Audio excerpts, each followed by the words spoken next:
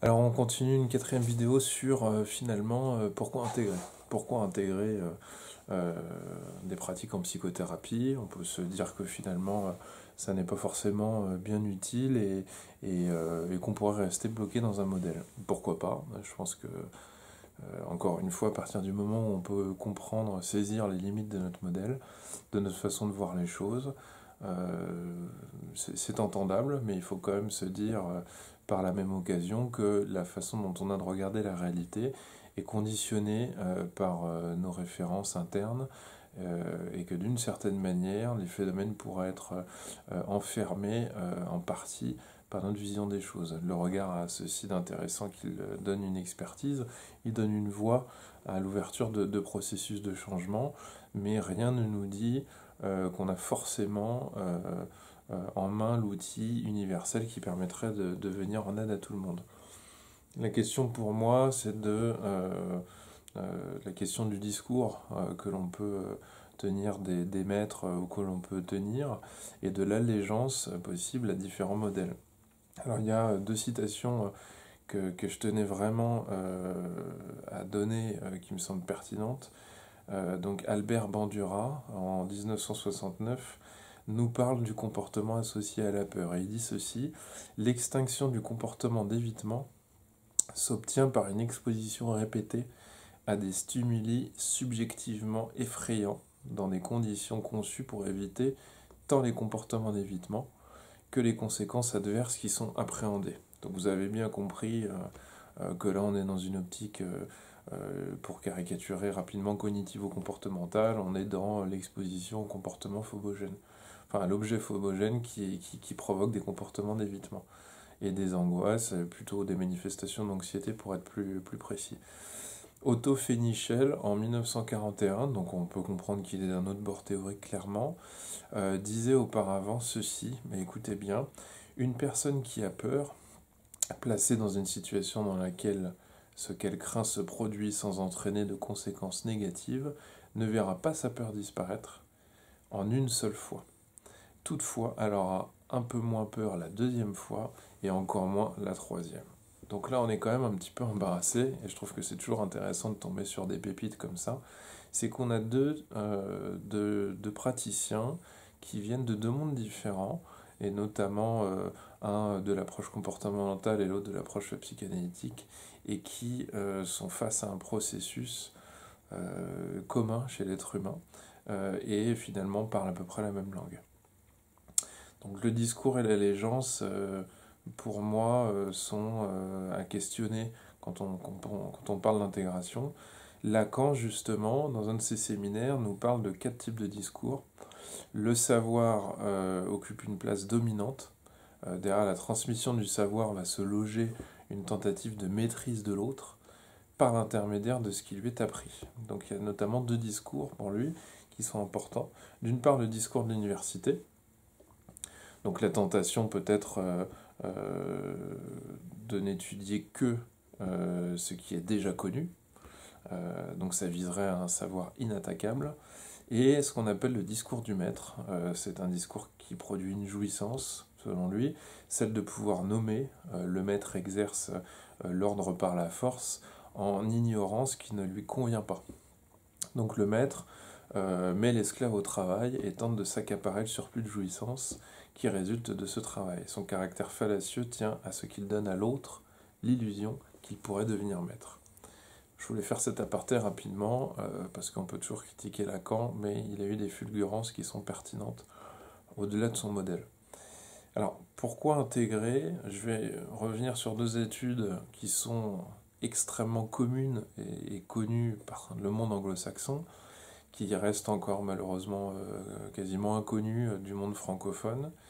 Donc la première étude, elle est de Lambert et Bergin en 1994. Alors on pourrait parler de la méthodologie pendant un bon moment.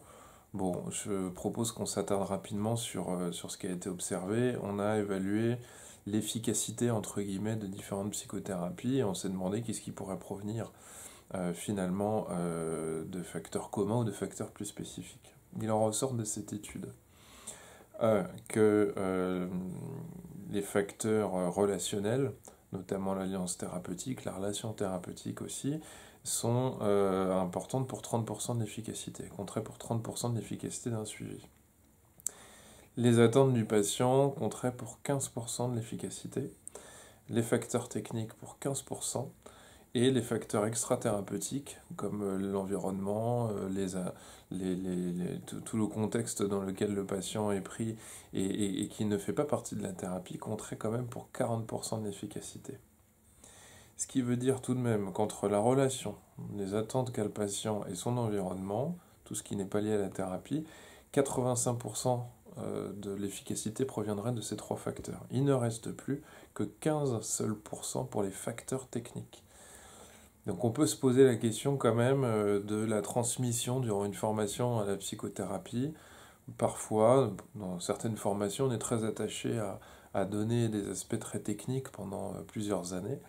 Mais il faut savoir que si les facteurs relationnels ne sont pas là, si l'ajustement au patient n'est pas là, si ses attentes ne sont pas très bonnes et si l'environnement n'est pas bien positionné, eh bien tout ceci, on pourrait dire, ne sert pas à grand-chose.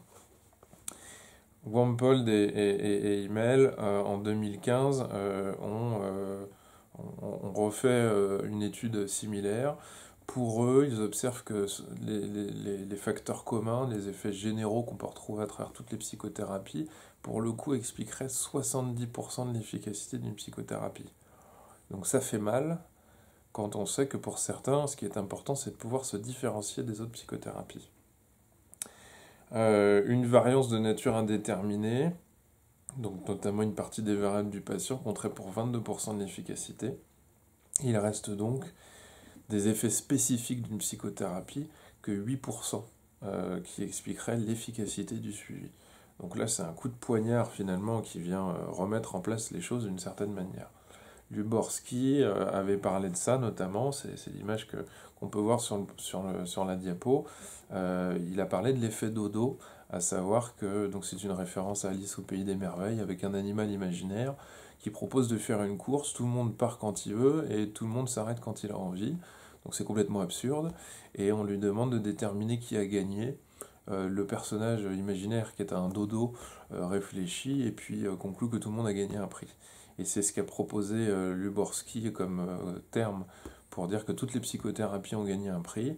Et c'est un effet qu'il a confirmé dans une autre méta-analyse quelques décennies plus tard. Donc tout ceci soit vient nous embarrasser, soit il faut s'en servir pour un peu mieux comprendre qu'est-ce qui se passe durant une psychothérapie. Alors pourquoi intégrer? Pour ma part, j'ai proposé 5 points. Le premier, ce serait pour se centrer sur des principes généraux. Goldfried, en 87, nous dit qu'il y a deux façons d'envisager la question de l'intégration, soit à partir des points communs des différentes psychothérapies, soit en imaginant qu'elles s'adressent à des parts différentes du fonctionnement humain. Donc on pourrait imaginer qu'on a différentes orientations théoriques, différentes théories à la base, que des principes généraux, des stratégies viendraient activer finalement une sorte de procédure clinique, des processus chez le patient. Et donc, il nous donne un exemple intéressant qu'on voit sur ce tableau. L'approche psychodynamique passerait par la question de l'interprétation. L'approche expérientielle utiliserait la question du reflet, des reformulations reflets, et l'approche comportementale s'appuierait notamment sur l'auto-observation par les patients de leur propre comportement. Et l'auteur nous dit que selon lui, bien tout ceci finalement n'aurait comme levier commun que d'augmenter la conscience générale du sujet sur lui-même. Et c'est pas inintéressant finalement de se dire que peut-être que ce sont différentes voies pour pouvoir activer en sous-bassement ce processus qui serait commun à différentes psychothérapies. Bon, le débat est ouvert. On pourra intégrer aussi pour des raisons personnelles, éthiques ou logiques. C'est une démarche assez commune, l'intégration, probablement tabou ou peu formulée. Je pense qu'il est extrêmement rare de rencontrer quelqu'un qui est uniquement formaté par un seul modèle et qui ne fait appel qu'à cela. nombre de fois où j'ai pu travailler, ou même quand j'étais stagiaire, auprès de comportementalistes qui parlaient de leur contre-transfert ou de structures névrotiques, mais qui étaient finalement très bons dans leur domaine, mais qui ne s'appuyaient pas uniquement sur le DSM et qui pouvaient faire appel à des aspects conceptuels qui n'ont rien à voir avec le behaviorisme. Pour Castonguay, qui est un chercheur, un grand chercheur et clinicien québécois qui a émigré très rapidement aux États-Unis, il dit que l'intégration, ça représenterait une stratégie pour surmonter la complexité et la nature confusionnante du changement. L'intégration, c'est un mode de pensée. Ça serait une ouverture, une culture des autres modes de pensée, afin d'aider au mieux chaque patient ou de faciliter une rencontre. Je vais donner l'exemple de la désensibilisation systématique. On peut dire que si elle est accompagnée d'un intérêt pour le vécu intérieur du sujet, ça n'est plus une simple technique qui proviendrait d'un manuel behavioriste. Ça peut également devenir une source d'insight, de prise de conscience. Et donc on pourrait dire que toute méthode en apparence comportementale peut améliorer ou promouvoir par exemple une prise de conscience. Donc ce que je veux bien signifier, c'est que ce n'est pas parce qu'on dit que de faire telle chose, ça provoque telle chose, que ça n'en provoque pas aussi d'autres. Les techniques comportementales permettraient de réduire les obstacles à l'introspection, selon un auteur qui s'appelle Narr et qui a écrit en 1970. Donc pour lui, ça permettrait de réduire les obstacles à l'introspection en éliminant ou réduisant un symptôme qui serait trop présent sur le devant de la scène du patient, ou en diminuant l'anxiété provoquée par l'exposition à certaines pensées. Donc on pourrait, d'une certaine manière, se dire que dans notre pratique, on n'est pas obligé de recréer un conflit, la grande bataille entre très facilement le comportementalisme et la psychanalyse. Ces techniques permettent aussi de répondre à la demande, parfois temporaire, de solutions concrètes, mais qui sont utiles pour certains patients, selon ce que dit Paul Wachtel, qui est un psychanalyste new-yorkais. Inversement, on pourrait dire aussi qu'une exploration un peu plus analytique des motivations et angoisses, ça permettrait parfois de comprendre pourquoi le patient ne s'engage pas dans des méthodes comportementales proposées. Donc ça, c'est le point de vue de plusieurs auteurs qui ont écrit sur ça à partir des années 70-80. On pourrait imaginer que la désensibilisation systématique, ou le jeu de rôle en thérapie comportementale, ou l'exercice de la chaise vide en gestalt pourraient avoir des effets similaires, ou pourraient influencer les défenses d'un sujet qui intellectualiserait trop. On pourrait objecter à cela que ce serait mettre en difficulté le patient, mais nous pourrions pousser la réflexion jusqu'à dire que cette intellectualisation est constitutive chez certains sujets. Mais finalement, on peut se demander aussi si l'approche intégrative elle est dans la façon de penser française. En tout cas, on peut dire que pour les États-Unis, l'idée d'intégrer n'est pas du tout absurde ou étrange. Des efforts ont été faits dans ce sens et une somme d'éléments ont pu créer un contexte favorable pour que ça apparaisse. Alors pourquoi intégrer? On pourrait se dire aussi que ça permettrait d'augmenter l'efficacité en fait, en rassemblant tout ce qui semble concourir à un effet thérapeutique. Alors ça pourrait répondre à un besoin de comprendre, peut-être le plus vite, ou peut-être d'être le plus utile possible en utilisant tout le savoir qui existerait sous nos mains, au-delà de questions identitaires sur à quelle école j'appartiens précisément. Deux problèmes majeurs existent dans l'évaluation de l'efficacité des psychothérapies. Le premier concerne les critères diagnostiques employés, donc le deuxième concerne les critères utilisés permettant de relever objectivement les changements attendus. En effet, la catégorisation par type de fonctionnement familiaux peut exister et être utilisée en thérapie familiale, mais ne correspond pas à des troubles du DSM, ni à l'évaluation d'une structure de la personnalité au sens psychanalytique. Donc à partir du moment où on ne regarde pas les mêmes choses, ça va être très compliqué de pouvoir parler d'efficacité. D'autre part, les critères permettant d'objectiver le changement ne sont pas valables pour toutes les prises en charge évaluées. En effet, si vous prenez l'extinction d'un comportement cible, ça n'est pas l'objectif de la psychanalyse ou de la thérapie systémique. Bien qu'au final on peut tous être d'accord sur le fait que les gens doivent être amenés à se sentir mieux et donc possiblement à ne plus avoir de symptômes, ça n'est pas forcément une priorité et la même priorité au même niveau pour toutes les approches. Donc une méthodologie unique ne permettrait pas d'évaluer toutes les psychothérapies, ou alors il faudrait vraiment qu'elle soit très large. Pourquoi intégrer? On pourrait, comment dire aussi que c'est pour une meilleure compréhension de la rencontre. Donc ça va être intéressant. Là, je vais faire un point sur ce qui dépend du thérapeute, ce qui peut influencer ce sur quoi il n'a pas prise. On sait que ce sur quoi le thérapeute n'a pas d'influence sont des variables du patient qui peuvent avoir un effet sur l'alliance thérapeutique. L'alliance thérapeutique, je vous le rappelle, est un élément qui est moteur pour pouvoir amener une transformation. Donc des variables du patient comme l'âge, le niveau d'hostilité, l'éducation, l'espoir, la capacité à faire confiance, c'est des éléments sur lesquels on n'a pas d'influence au premier abord, en tout cas sur la capacité de faire confiance évidemment. La participation du patient dans la thérapie est reliée aux antécédents du patient, comme la nature et la qualité des relations interpersonnelles qu'il a eues. Et donc sur ce point, le thérapeute n'a pas d'influence, il ne peut pas modifier le passé.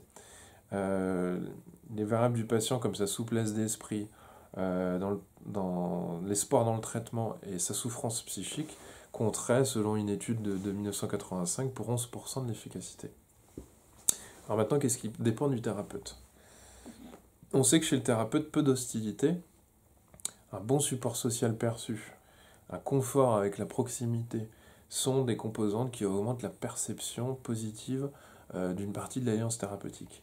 La capacité à établir une relation confortable, les compétences, le respect, la fiabilité et la flexibilité sont également des facteurs qui influencent positivement l'alliance thérapeutique. On sait également que le degré de bien-être émotionnel du psychothérapeute est relié au résultat thérapeutique. Tout ceci peut nous paraître intuitivement vrai, mais à travers des études semble se confirmer de manière assez puissante. Et on va dire que ça fait à peu près une trentaine d'années, 25 à 30 ans, qu'on a ces données de la recherche qui nous confirment ça. Il y a également un élément qui est très important, c'est que la cohérence et la congruence entre ce qu'on exprime verbalement au patient et ce qu'on exprime de manière non verbale sont des facilitateurs du progrès. Qu'est-ce que ça signifie? C'est-à-dire que lorsqu'un sujet perçoit une dissonance entre ce que le thérapeute semble ressentir et ce qu'il dit, ce qu'il exprime, ça envoie des messages contradictoires sur les plans verbaux et non verbaux et finalement amène à une communication peu claire. Donc là, pour le coup, ça vient rejoindre un peu ce que pouvait nous dire Carl Rogers. Qu'est-ce que le thérapeute peut influencer? Alors, l'expérience du praticien semble avoir un effet sur l'efficacité de la psychothérapie, c'est ce que les études nous montrent, mais plusieurs données montrent aussi qu'il y a peu ou pas de relation entre le niveau d'expérience du thérapeute et l'efficacité. Donc ça, c'est un autre coup de poignard que les psychothérapeutes peuvent recevoir. On a même montré, lors d'une étude fameuse en 1994, on avait mis un dispositif en place. Toutes les semaines, pendant un an, on parlait de la notion d'alliance thérapeutique lors de séminaires, et on s'est rendu compte qu'à mesure que le séminaire avançait, les thérapeutes jeunes et expérimentés étaient moins bons pour établir de l'alliance thérapeutique, c'est-à-dire que les patients l'évaluaient de manière de moins en moins positive. S'ensuit donc assez mécaniquement des résultats moins bons. Donc là, ça reste contradictoire presque, ou contre-intuitif, c'est-à-dire que d'une certaine manière, cette étude nous montre qu'à vouloir trop se focaliser sur des aspects relationnels comme si c'était des aspects techniques et qu'on pouvait absolument les améliorer mécaniquement, eh bien, on pourrait être amené à être contre-productif. Pour terminer, pourquoi intégrer? Pour interroger la pratique de la psychothérapie en elle-même. Il est intéressant d'avoir une utilisation cohérente de nos savoirs sur le terrain.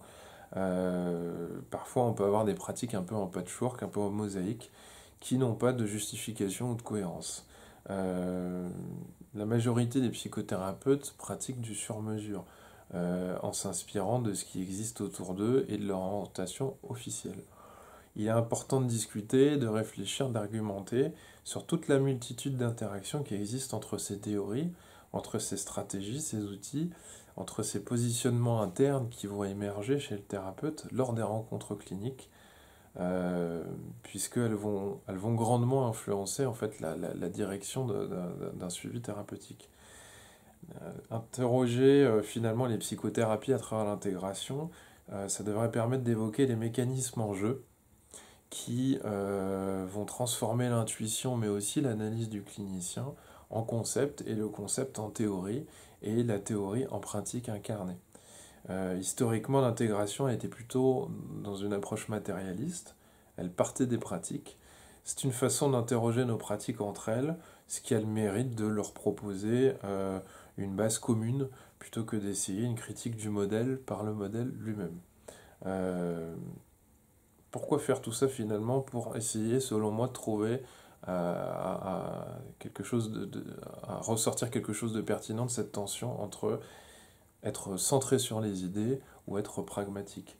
Il faut savoir, selon moi, qu'une théorie, comme un chat, elle retombe toujours sur ses pattes. Elle a toujours tendance à s'auto-valider elle-même, à être un système fermé. Et au lieu de proposer une guerre où chaque approche viendrait critiquer l'autre à travers son regard à elle, on pourrait voir ce qu'il se passe sur le terrain pour ensuite remonter un petit peu sur les justifications qu'on peut avoir, sur les différentes hypothèses qu'on peut faire concernant un symptôme, une conduite qu'on a du mal à comprendre. Voilà. Donc j'espère que ça vous a un petit peu plus éclairé sur finalement pourquoi intégrer, peut-être pourquoi pas, et ça a entrouvert un petit peu un débat sur des éléments qu'il faudrait pouvoir questionner par la suite. Voilà, je vous remercie.